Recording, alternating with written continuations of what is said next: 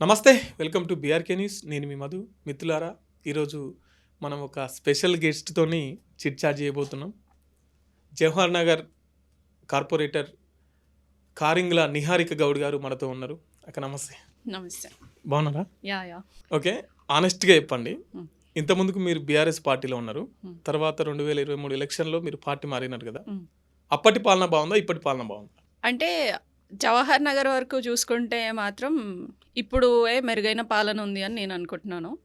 అంటే ఎందుకంటే బికాజ్ ఇంతకుముందు ఎప్పుడు కానీ ఇన్ఫ్రాస్ట్రక్చర్ పైన కాన్సన్ట్రేట్ చేయలేదు. ఇప్పుడు ఏదున్నా యూజీడీస్, సీసీ రోడ్స్ వరకే అయింది, కానీ ఒక కొత్త ప్రాజెక్ట్ అంటూ ఏది చేయలేదు. ఆఫ్టర్ కాంగ్రెస్ పార్టీ వచ్చినాక మాకు అక్కడ ఇంటిగ్రేటెడ్ స్కూల్ రాబోతుంది, మహిళా భవన్ రాబోతుంది, అలాగే గోశాల రాబోతుంది. సో ఏదైతే ఇన్ఫ్రాస్ట్రక్చర్ బేసిక్ నీడ్స్ ఉన్నాయో వాటిపైన కూడా కాన్సన్ట్రేట్ చేస్తూ ప్రభుత్వం ఆ దిశగా వెళ్తున్నందుకు ఇప్పుడే బాగుందని నేను అనుకుంటున్నాను. సో అన్ని రాబోతున్నాయి కానీ వచ్చినాయని ఏం చెప్పలేదు. ఆల్రెడీ అంటే రిలీజ్ అయినాయి, స్టార్ట్ అవ్వలేదు ఇంకా. సో ఆల్రెడీ అన్ని పేపర్స్లో రిలీజ్ అయ్యింది, ఆన్ పేపర్ ఉంది, బట్ వర్క్ ఇంకా స్టార్ట్ అవ్వలేదు. ఓకే, కాంగ్రెస్ ప్రభుత్వం మార్పు రావాలి, కాంగ్రెస్ రావాలని చెప్పేసి కాంగ్రెస్ పార్టీలకు అధికారం ఇచ్చారు, కానీ మీరెందుకు పార్టీ మారారు? నేను ఎందుకు పార్టీ మారినా అంటే సో మల్లారెడ్డి అంకుల్ చేసే కొన్ని విషయాలు నచ్చక యాజ్ ఏ కార్పొరేటర్ నాకు అంటే ఎలా అంటే సపోజ్ ఇప్పుడు నేను ఏదైనా వర్క్ కోసం వెళ్ళినా ఒక 10 times పేపర్స్ ఇచ్చినా ఆ వర్క్ అనేది ఎప్పుడు అవ్వలేదు. ఇప్పుడు నా 28th డివిజన్లో డెవలప్మెంట్ రిలేటెడ్ నాది అనేది చాలా పెద్ద ఏరియా వైజ్గా పెద్ద ఉంటుంది. ఒక 4 కార్పొరేషన్ ఉండే మున్సిపల్ ఏరియాది కలిపితే నాది ఉంటుంది. సో 4 divisions కలిపితే ఉన్నదానికి ఎక్కువ ఫండ్ ఇవ్వాలి వాస్తవానికి.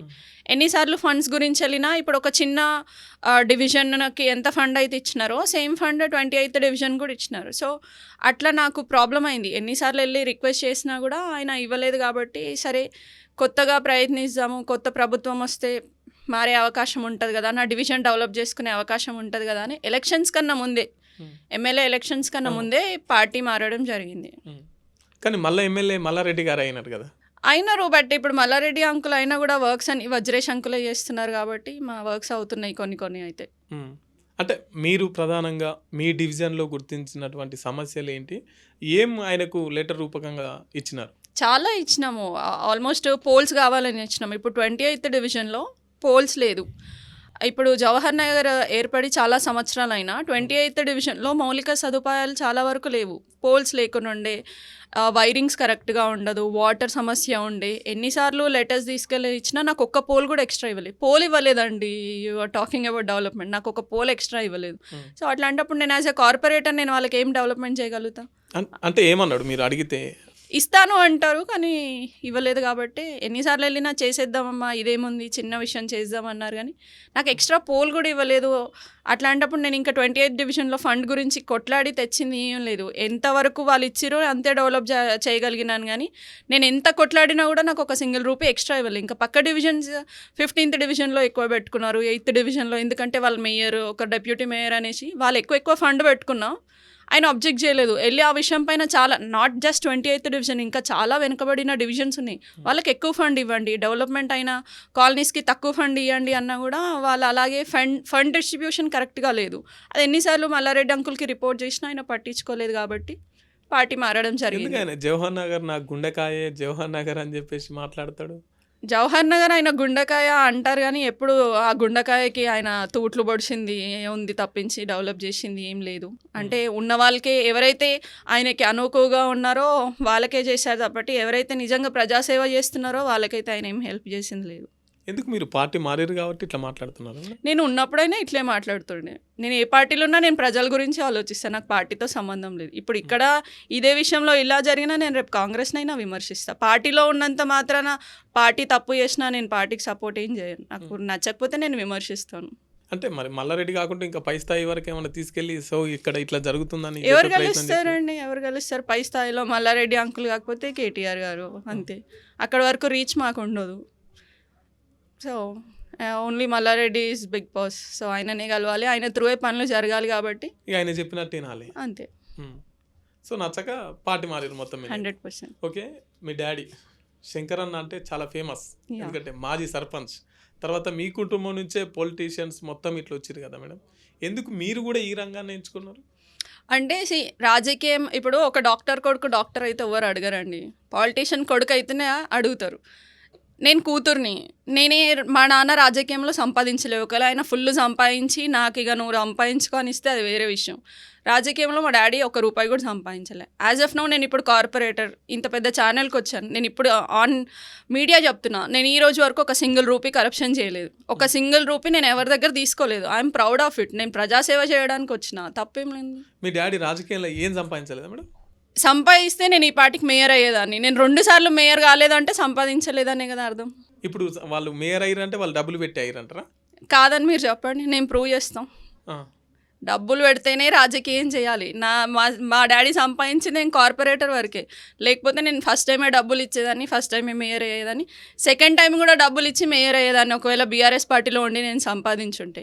ఇదే మేయర్ పదవి ప్రజల నుంచి ప్రజలు ఎన్నుకోవాలి మేయర్ అంటే నేను మేయర్ని. సో నా దృష్టిలో నేను మేయర్ కాకపోయినా ప్రజల దృష్టిలో నాకు ఒక మంచి వాల్యూ ఉంది కాబట్టి నేను హ్యాపీ. నాకు పొజిషన్తో సంబంధం లేదు. నేను ఎక్కడికి వెళ్ళినా 10 మంది గౌరవిస్తున్నారు. మాకు అది మేయర్ కన్నా కూడా ఎక్కువ పొజిషన్.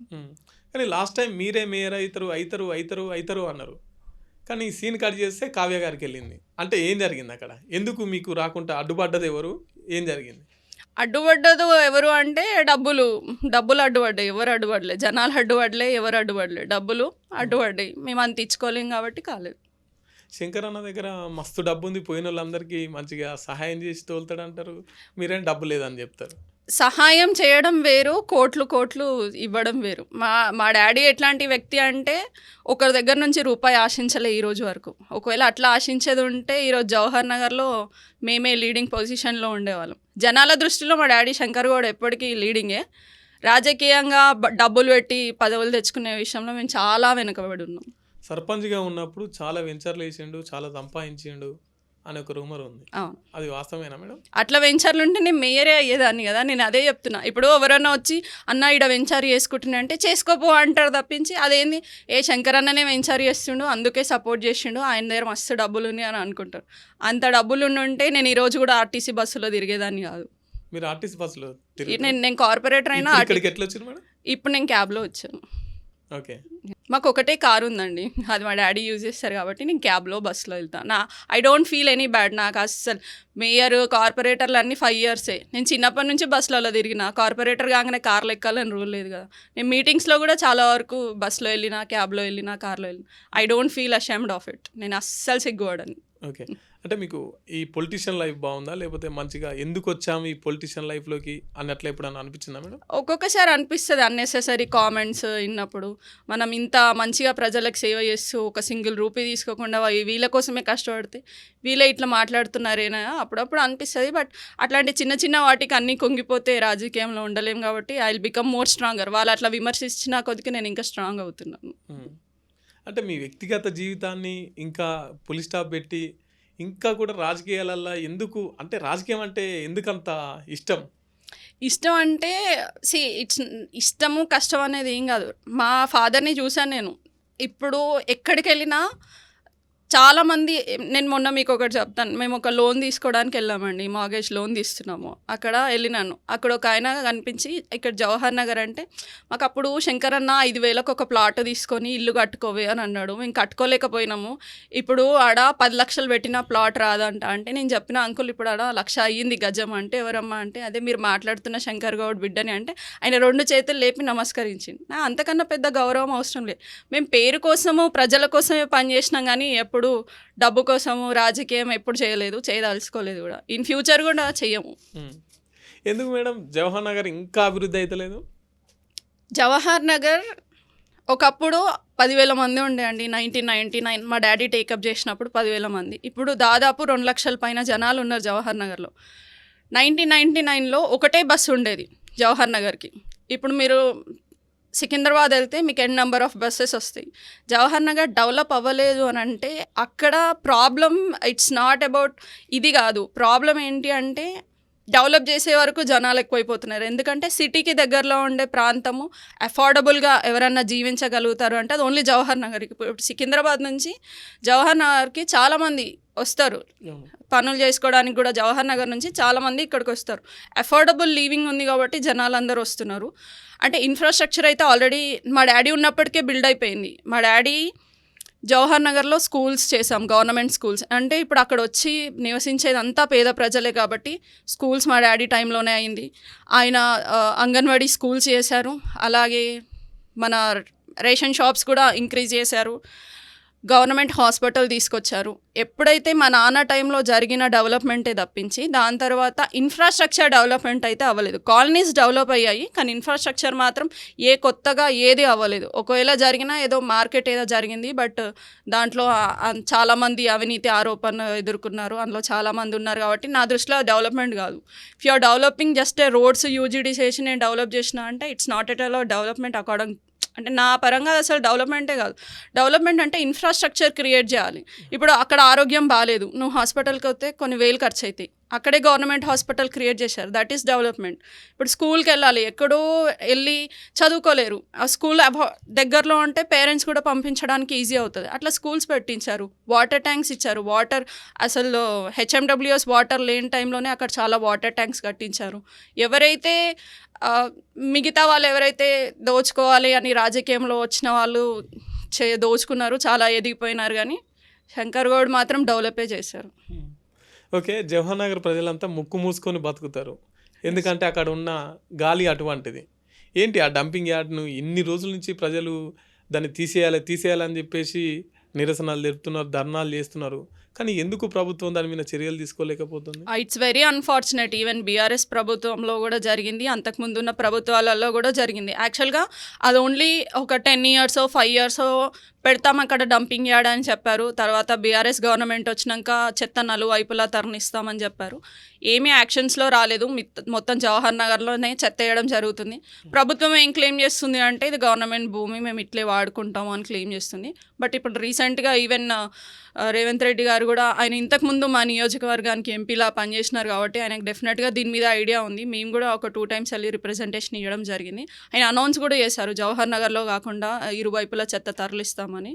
చూడాలి ఇంకేం యాక్షన్ చేసుకుంటారు. హైదరాబాద్ చెత్త అంతా జవహర్ నగర్లో పడుతుంది, కానీ జవహర్ నగర్ చెత్త ఎక్కడికక్కడ ఇంటి ముందటనే ఉండిపోతుంది.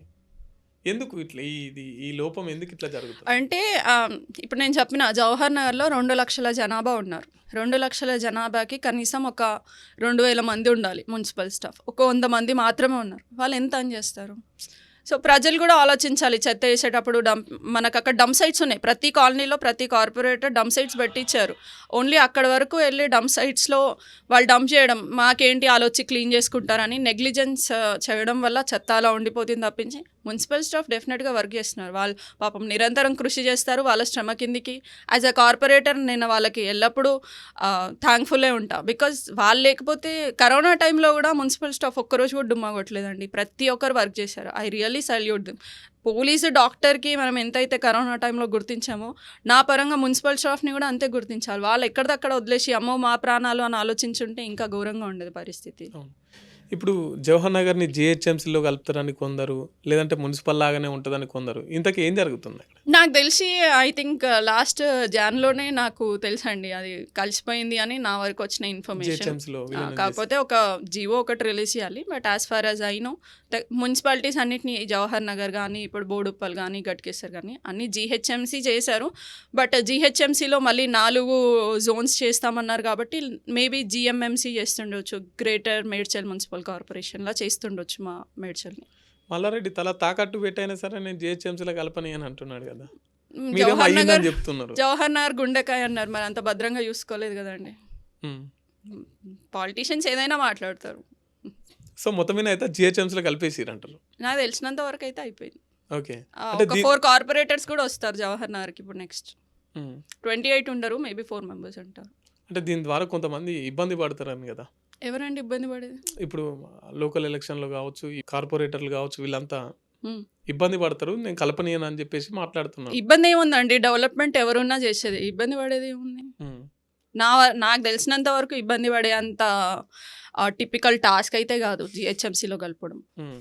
అంటే మీ అభిప్రాయం చెప్పండి. అది మున్సిపల్‌గానే ఉంటే బావుంటదా? లేకపోతే జీహెచ్ఎంసీలో కలిపితే బావుంటదా? జిహెచ్ఎంసీలో కలిపితే ఫండ్స్ అనేవి ఎక్కువ వస్తాయని నా ఇంటెన్షన్. మున్సిపల్ కార్పొరేషన్ ఉన్నా ఇప్పుడు సపోజ్ మా జవహర్ నగర్ మున్సిపల్ కార్పొరేషన్ తీసుకోండి. మాకు ట్యాక్సెస్ తప్ప మాకు అసలు ఫండే రాదు. ట్యాక్సెస్ కూడా చాలా తక్కువ ట్యాక్సెస్. డెవలప్మెంట్ అనేది అసలు జరగదు. చాలా స్లో ప్రాసెస్. జిహెచ్ఎంసీలో కలిపితే మాకు ఫండ్స్ వస్తాయి. మేము డెవలప్ చేయగలుగుతాం. వ్యక్తిగతంగా స్వార్థకీయ రాజకీయాల గురించి ఆలోచిస్తే మున్సిపలే ఉండాలని కోరుకుంటారు. నాకు మున్సిపల్ అవసరం లేదు, జిహెచ్ఎంసీలో కలపాలి అని నేను అంటాను. శంకర్ అన్న ఫ్యామిలీ మొత్తం త్యాగాల కుటుంబం. తర్వాత ఏమంటారు, ఎవరికి పోయినా సహాయం చేసే కుటుంబం అని చెప్పేసి చెప్తారు. ఎందుకు మీరు మళ్ళా ఆర్టీసీ బస్ అంటారు, తర్వాత జాబ్ చేసుకుంటున్నా అంటారు? అంటే ఇదంతా చూపెట్టుకోనికా మేడం? చూపెట్టేది ఏముంది, నేను లీస్ట్ ఇంట్రెస్టెడ్. షో ఆఫ్కి నేను చాలా దూరంగా ఉంటా. I don't care. చూపించడానికి ఏముందండి. నన్ను ఆర్టీసీ బస్సులో వెళ్తే విమర్శించిన వాళ్ళు ఉన్నారు, హర్షించిన వాళ్ళు కూడా ఉన్నారు. ఆర్టీసీ బస్సులో వెళ్తావు, అట్లా వెళ్తే వాల్యూ ఉండదు అని చెప్పినారు. బస్సులో వెళ్తే వాల్యూ ఇస్తారు, కార్లో వెళ్తే వాల్యూ ఇస్తారు అనే దానికి నేను చాలా దూరంగా ఉంటాను. నేను బస్సులో వెళ్ళినా నాకు రెస్పెక్ట్ ఉంటుంది, నేను కార్లో వెళ్ళినా రెస్పెక్ట్ ఉంటుంది, నడుచుకుంటూ వెళ్ళినా రెస్పెక్ట్. వాళ్ళ అటైర్, వాళ్ళ వేసే డ్రెస్సులు, వాళ్ళ ఎక్కి దిగే కార్లను చూసి రెస్పెక్ట్ ఇచ్చారు అనే దానికి నాకు అట్లాంటి రెస్పెక్ట్ కూడా అవసరం లేదు. నేను తీసుకొని కూడా అట్లాంటివి. I'm happy. నేను ఒక రోజు ఆఫీస్ నుంచి వస్తున్నాను, ఇలానే నాకు ఆటోలో మా డివిజన్ ఒక అమ్మాయి కలిసింది. ఒక 2-3 డేస్ నుంచి చూస్తున్నాక మీరేనా కాదా, ఇంతకీ అడగాలంటే భయం వేసింది అంటే, ఏమైంది, మీరేందక్క ఆటోలో వస్తున్నారు అన్న. నేను అడిగాను, నువ్వు ఎవరికి ఓటేసినావు అని. నీకే వేసినాక అని. నువ్వు నాకు ఓటేసినావే ఆటోలో తిరుగుతున్నావు, నువ్వు ఓటేస్తే గెలిచిందాన్ని నేను తిరిగితే తప్పేముంది అని చెప్పాను నేను. అంతే కదా, వాళ్ళు ఓటేస్తేనే నేను గెలిచిన. ఇప్పుడు నేను కార్పొరేటర్ కాదు, శంకర్ గౌడ్ బిడ్డని. నేను అప్పుడు ఆటోలనే తిరిగినా, బస్సులనే తిరిగినా. ఇప్పుడు కార్పొరేటర్ అయినంత మాత్రం కార్లలో తిరగాలని లేదు కదా. ఎవరిని ఫాలో అవుతారక్క? ఎట్లా నేర్చుకుంటారు ఈ మాటలన్నీ? నేర్చుకునేది ఏం లేదు, బై ఎక్స్పీరియన్స్. నేను మా డాడీని చూసిన కదా, ఆయన బైక్ పైనే వెళ్ళిపోతాడు ఏదైనా ఉన్నా కూడా. నేను చాలా వరకు మా డాడీని చూసిన. మా ఇంటికి ఎవరు వచ్చినా మీరు కూడా రండి, ఐ విల్ ఇన్వైట్. మీరు మున్సిపల్ కార్పొరేషన్లో స్టాఫ్ని అడగండి. మేము మున్సిపల్ స్టాఫ్ వచ్చినా మా మమ్మీ చాయ్ వస్తుంది. మా ఇంటికి పెద్ద వెంచారు చేసే వాళ్ళు వచ్చినా మేము చాయ్ వస్తాం. మా ఇంట్లో డిఫరెన్స్ ఏం లేదు. మా ఇంట్లో మున్సిపల్ స్టాఫ్ కిచెన్లోకి వచ్చి నీళ్ళు ముంచుకొని తాగుతారు. మా చుట్టాలే షాక్ అయిపోతారు, ఏంది అలా అంతవరకు రానిస్తుంది. మా ఇంట్లో ఇది మా బెడ్రూము, ఇది మా పర్సనల్ స్పేస్ ఏమి ఉండదు, అంత ఒకటే మాకు. మేము చిన్నప్పటి నుంచి అట్లే పెరిగినాం. నాకు చిన్నప్పుడు మున్సిపల్ స్టాఫే తినిపించేవాళ్ళు అన్నం. మా మమ్మీ సర్పంచ్ ఉంటుండే, నేను పోయి ఆంటీ అన్నం తినిపించాను, వాళ్ళకే ఇచ్చేదాన్ని. ఒక్కొక్కసారి జుట్లు కూడా వాళ్ళే వేసారు. నాకు అలాంటి భేదాభిప్రాయాలు ఏం లేదు. వాళ్ళు మున్సిపల్ స్టాఫ్ ఊడుస్తారు, వాళ్ళని ముట్టుకోవద్దు, వాళ్ళు ఈ క్యాస్ట్, వాళ్ళని దగ్గర పెట్టద్దు, అదేం ఉండదు. మా ఇంట్లో అంత ఒకటి. మేము అట్లే పెరిగినాం కాబట్టి అలవాటు అయిపోయింది మాకు ఇట్లా. ఎట్లా ఈ రాజకీయాలు అలా ఇన్స్పైర్ ఎవరిని తీసుకుంటారు? ఇన్స్పిరేషన్ అంటే నాకు మా డాడీ. నేను చిన్నప్పుడు అంటే ఎప్పుడైనా ఎక్కడైనా వెళ్ళినా కూడా అరే శంకర్ అన్న బిడ్డరా అనేది నాకు ఫుల్ థ్రిల్లింగ్ ఉండేది. మా డాడీ ఎప్పుడైతే నేను హ్యాపీగా ఆఫీస్లో కూర్చున్నాను. బేసిక్గా నేను నామినేషన్ మా మమ్మీ అనుకున్నా. ఆఫీస్లో కూర్చొని నేను లంచ్ చేస్తున్నా, ఇట్లా మా డాడీ రామ్మా ఇంటికి అన్నాడు. ఎందుకు డాడీ అంటే, రారా నువ్వు తొందరగా రా, 2 o'clock రా అన్న. సరే నేను ఇంటికి వెళ్ళినా. డాడీ ఒక ఫామ్ ఇచ్చి సైన్ పెట్టేసి అన్నాడు. నేనేమనుకున్నా మా మమ్మీ చేస్తున్నారేమో, సైన్ నేను పెట్టాను. లేదు నువ్వు డ్రెస్ చేంజ్ చేసుకో, నువ్వే క్యాండిడేట్ అని. అంత సర్ప్రైజ్ నాకు, నేను కార్పొరేటర్ అనే విషయం. ఐ డోంట్ ఈవెన్, నాకు ఇంట్రెస్ట్ ఉండే. అంటే మా డాడీ ఎప్పుడన్నా మాట్లాడినప్పుడు అట్లా పొలిటికల్ డిబేట్స్ నేను చేస్తుండే అనమాట. నేను మా డాడీతో ఎప్పుడు డిబేటింగ్ చేసేది. ఎక్కడన్నా లాంగ్ డ్రైవ్స్ వెళ్ళినా మా డాడీ ఎక్కువ ఉద్యమ గీతాలు పెట్టేవాడు. కొంచెం తెలంగాణ అంటే ఫుల్ ఇంట్రెస్ట్ ఉండే అనమాట. నాకు చిన్నప్పటి నుంచి సోనియా గాంధీ, మా డాడీ టీడీపీ భావజానాలు. నాకు కొంచెం కాంగ్రెస్లో నాకు సోనియా గాంధీ అంటే కొంచెం ఎక్కువ ఇష్టం ఉండేది. మేము ఎప్పుడు డిబేట్ చేసుకునే వాళ్ళం మా డాడీ ఇంట్రెస్ట్ ఉంది అని. మా డాడీ మేబీ ఆ డిబేట్స్ త్రూ అనుకున్నారో తెలియదు, కానీ చిన్నప్పటి నుంచి నాకు పొలిటికల్ నాలెడ్జ్ అయితే ఉంది. సో అట్లా డిబేట్స్ అట్లా ఇంట్రెస్ట్ ఉంది అని. నాకు అంత సడన్ సర్ప్రైజ్ మా నాన్న ఇచ్చారు. నేను అసలు క్యాండిడేట్ కాదనుకున్నాం, బట్ ఫైనల్గా మా డాడీ నువ్వే క్యాండిడేట్, నీలాంటి వాళ్ళు ఉండాలి, నువ్వు మాట్లాడుతావు, చేయగలుగుతావు, నువ్వు సపోర్ట్ కొట్లాడగలుగుతావు, నువ్వు కొట్లాడి ఫండ్స్ తీసుకొచ్చి చేయాలి అని అలా మా డాడీ చెప్పడం జరిగింది. మా డాడీయే ఇన్స్పిరేషన్ నాకు, ఇంకేం. మీరు పార్టీ మారిన తర్వాత కొంత ప్రజల నుండి వ్యతిరేకత వచ్చిందని విన్నాం. ఎందుకంటే మీరు ఇంతకుముందుకు బీఆర్ఎస్ పార్టీలో ఉండి ఇప్పుడు కాంగ్రెస్లోకి వెళ్తున్నారని.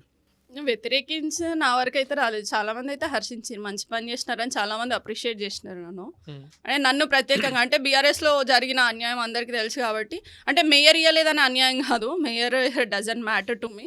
కాకపోతే నేను ఫండ్స్ కోసం చాలా కొట్లాడిన అనే విషయం కూడా చాలామందికి తెలుసు. నేను ఈవెన్ కాంగ్రెస్లోకి వెళ్ళింది కూడా నాకు పదవి వస్తుంది ఆశించి వెళ్ళడం ఏమి జరగలేదు.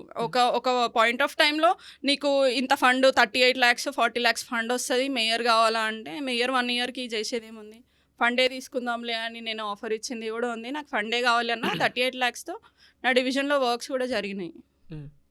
అంటే మీరు ఏం భరోసా ఇవ్వందే పార్టీ మారారు? భరోసా అంటే తీసుకోవాలన్న అవసరం ఏం లేదండి. I don't think so it is required. అంటే నాకు భరోసా, నాకు డివిజన్లో డెవలప్మెంట్ కావాలి అని చెప్పాను. కొంతవరకు అయితే అయ్యింది. నేను కాంగ్రెస్లోకి వచ్చినాక కొన్ని వర్క్స్ ఉన్నాయి, ఒక్కటి మాత్రం కొంచెం పెండింగ్ పడుతుంది, అంతే తప్పించి నాకేం భరోసా ఇవ్వలేదు ఎవరు. ఎట్లుంది కాంగ్రెస్ ప్రభుత్వం పాలన?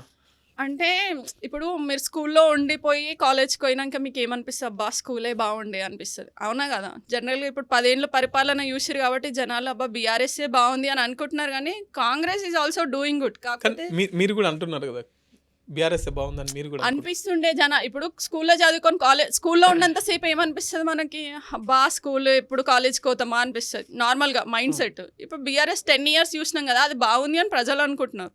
కాకపోతే కాంగ్రెస్ ఎందుకు ప్రజలు ఇంకా ఆహ్వానించలేకపోతున్నారంటే కొంచెం టైం పడుతుంది.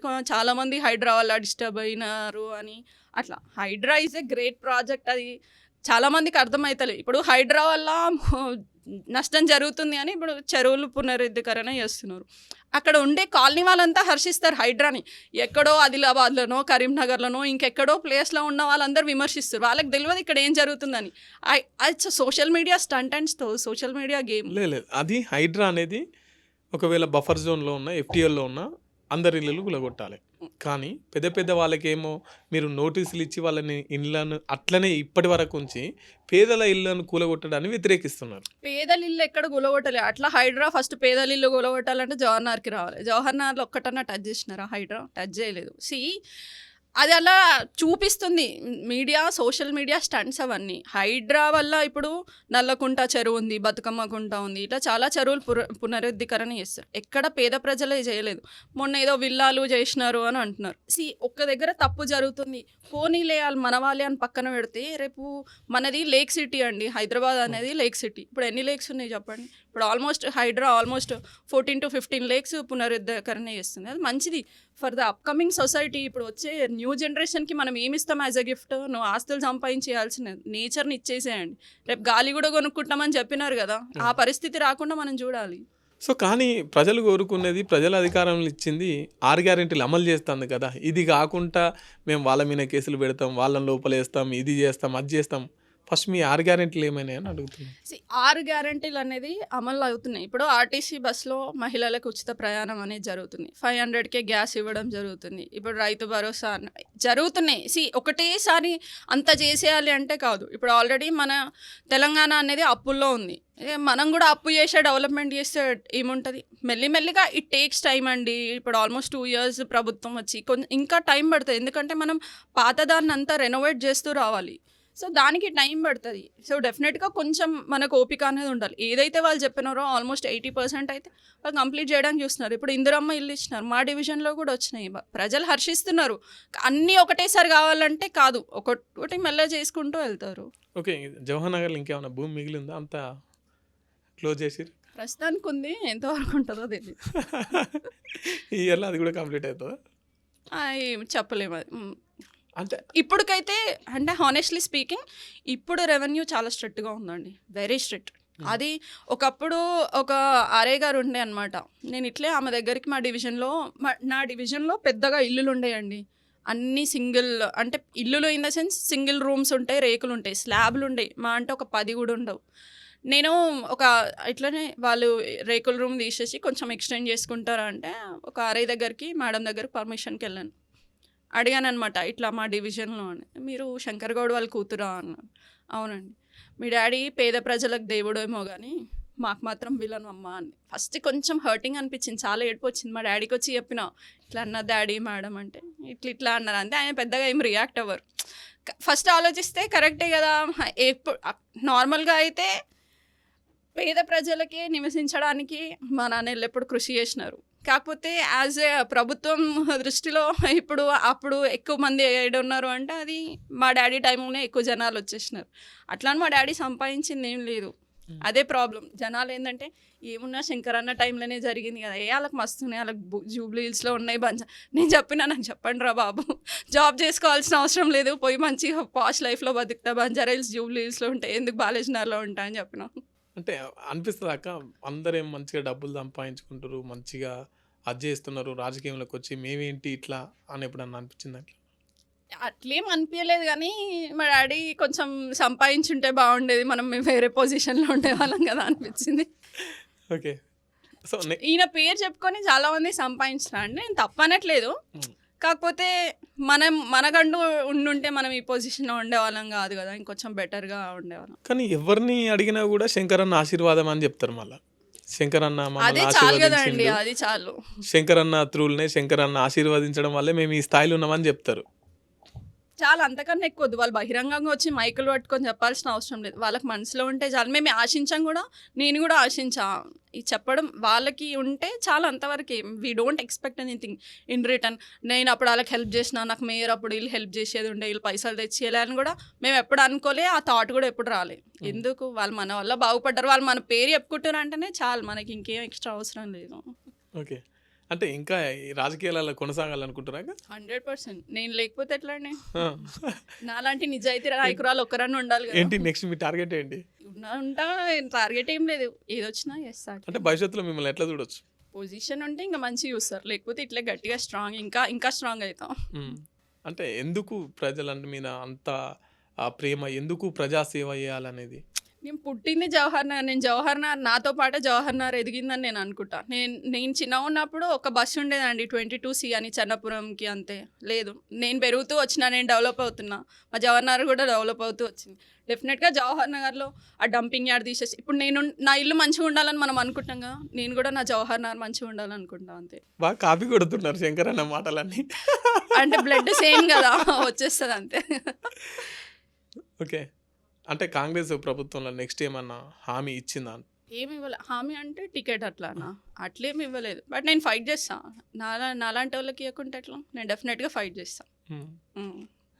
టికెట్ సాధించుకోవాల్సింది కంపల్సరీ. మరి ఓకే, అట్లీస్ట్ ఒక్కరన్నా ఉండాలి కదా జనాల కోసం పోరాడతాను, అది నేనే అయి ఉండాలని నేను అనుకుంటున్నాను, అంతే. ఓకే. జవహర్ నగర్ అంటే మొత్తం పేద ప్రజలే, అక్కడ చుట్టుపక్కల ఏరియాల నుంచి, జిల్లాల నుంచి అక్కడికి ఉపాధి కోసం వచ్చిన వాళ్ళు కదా. సో ఇప్పటికీ వాళ్ళకు భూములకు ఒక పట్టాలు కానీ, దానికి ఒక ఏమంటారు, మేము ఇది మా భూమి అని ఫీల్ అయ్యేటట్లేదు అక్కడ. ఇంకెంతకాలం ఇట్లనే అంటే ఇంతకుముందు నేను ప్రభుత్వాలు చాలా మారుతున్నాయి, కానీ వాళ్ళను కనీసం ఇది మీ గూడే, మీరు కట్టుకోండి, మీకు పట్టాలు ఇస్తున్నాం, కొన్ని ఏదో మొన్న వంచినట్టు, కానీ అంతటి రాలే. ఎవరు ఎప్పుడు వచ్చి కూల కొడతారో కూడా తెలియదు, ఈ భయంతో బతుకుతున్నారు. ఎందుకు ఇట్లా అంటే ఫస్ట్ అసలు జవహర్ నగర్ అంత పెద్దగా అవ్వడానికి కారణం మేబీ దేవేందర్ గౌడ్ ఇచ్చిన పట్టాలు, అవి బేస్ చేసుకొని జవహర్ నగర్లో చాలామంది పేద ప్రజలు కూడా వచ్చి నివసించారు. ఎప్పటికైనా మాకు పట్టాలు వస్తాయని ఒక ఇంటెన్షన్తో మొన్న బీఆర్ఎస్ గవర్నమెంట్ పట్టాలు పంచినారు. 58-59 జీవో అప్లై చేసిన వరకు కొంతమందికి అయితే డెఫినెట్గా వచ్చినాయి, ఇవ్వలేదు అనే ఫ్యాక్ట్ నేను డినై చేయొద్దు. బికాస్ ఏ ప్రభుత్వం అయినా ప్రజలకు మంచి చేసే చెప్పాల్సిందే. బీఆర్ఎస్ ప్రభుత్వం కూడా చేసింది. అయితే ఇంకా చాలా వరకు ఉండే, అది పెండింగ్లో పడిపోయినాయి. అంటే కొంతమంది ఎలక్షన్ల ముందు మాకు పట్టాలు ఇచ్చిన్నారు అనే అట్లా విమర్శలు అనేది వస్తుంది.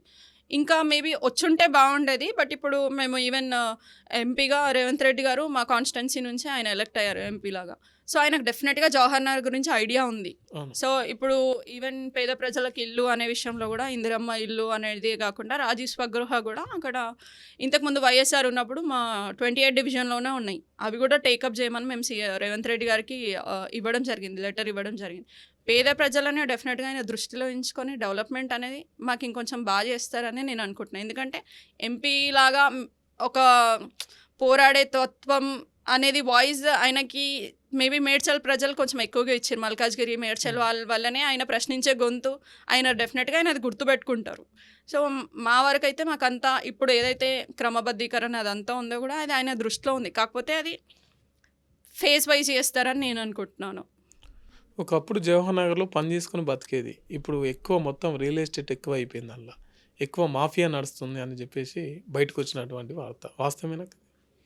అంటే మాఫియా అంటే అమ్మిన ప్లాట్లు అమ్మి అట్లా చేసేటోళ్ళు మాఫియానే. మిగతా వాళ్ళైతే వాళ్ళు వాస్తవంగా ఆర్మీ వాళ్ళ దగ్గర ల్యాండ్ కొని పేద ప్రజలకి అమ్ముతున్నారు. సో అది పెద్ద మాఫియా కాదు కానీ కొంతమంది చీటర్స్ ఉంటారు. అలాంటి వాళ్ళ వల్లనే మా జవహర్ నగర్లో పేరు ఖరాబ్ అవుతుంది. అట్లాంటి చీటర్స్ ఇప్పుడు ఇంకా అట్లాంటి చాలా వాళ్ళు ఎక్కువ ఎక్కువైపోయారు. అవుతున్నారు, మొత్తం అదే అయిపోతుంది అది కదా. అంటే ఒక ఇప్పుడు నార్మల్గా ఒక వెంచర్ చేసినారు, ఒకరికి అందులో 10 లక్షలు ప్రాఫిట్ వచ్చింది అనుకోండి, అమ్మినోడికి అమ్మితే 20 లక్షలు, మళ్ళీ సార్లు అమ్మితే 40, 50, 30 అట్లా మనం ఎందుకు చేయొద్దు, ఆయనని ఏం చేయగలుగుతారు, మనల్ని ఏం చేస్తారని ఒక న్యూస్ ఒకరు అట్లా అవుతున్నారేమో. కానీ మ్యాక్సిమం అయితే చాలా తక్కువ మంది ఉంటారు అట్లా ఉండేవాళ్ళు. చీడ పురుగులను వాళ్ళని కొంచెం తీసేస్తేనే బెటర్, ఎలిమినేట్ చేయాలి మా జవహర్ నగర్ నుంచి. కానీ జవహర్ నగర్లో ఎక్కువ క్రైమ్ జరుగుతుందని విన్నాం. ఎక్కువ క్రైమ్ అంటే అది ఏమైపోయింది అంటే ఎక్కడెక్కడో బీహార్, డిఫరెంట్ స్టేట్స్. ఇప్పుడు జవహర్ నగర్ అంటే మినీ ఇండియా, ఎక్కడెక్కడ నుంచో వచ్చిన వాళ్ళు చాలామంది ఉంటారు. కొంతమంది రెంట్కి అఫోర్డబుల్ ప్రైసెస్కి రెంట్స్ వస్తున్నాయి కదా అని క్రిమినల్స్ కూడా అట్లా తయారవుతున్నారు. కానీ జవహర్ నగర్ సెటిల్ అక్కడ సొంత ఇల్లు ఉన్న వాళ్ళు ఎవరు క్రైమ్ చేసే అంత సీన్ లేదు, ఎవరు చెయ్యరు కూడా. మన ఇల్లుని మనం ఎందుకు చెడగొట్టాలనుకుంటాం. బట్ ఏమైపోతుంది అంటే అక్కడ ఉండే కొంతమంది రెంట్కి వచ్చేవాళ్ళు, ఇట్లా బీహార్ వాళ్ళు, డిఫరెంట్ స్టేట్స్ నుంచి వచ్చిన వాళ్ళు, నాట్ జస్ట్ బీహార్ వాళ్ళు, ఏంటి అంటే రెంట్కి వచ్చి ఉండడం, అట్లా గంజాయి కొంచెం అట్లా అనేది జరుగుతుంది జవహర్ నగర్లో. యా, నెక్స్ట్ మిమ్మల్ని భవిష్యత్తులో ఎట్లా చూడబోతున్నాం? అంటే ఇంతకన్నా స్ట్రాంగ్గా చూస్తారు. పొజిషన్ నేను చెప్పా, బట్ ఇంతకన్నా స్ట్రాంగ్ అయితే డెఫినెట్గా చూస్తారు. ఓకే, థ్యాంక్ యూ అక్క, మీ విలువైన సమయాన్ని మా కోసం కేటాయించి చాలా చక్కని విషయాలు వివరించినందుకు. సో ఇదండి ఇవాళ స్పెషల్ పాడ్కాస్ట్. చూస్తూనే ఉండండి బీఆర్కే న్యూస్, ఇది తెలుగుడి సత్తా. Thank you.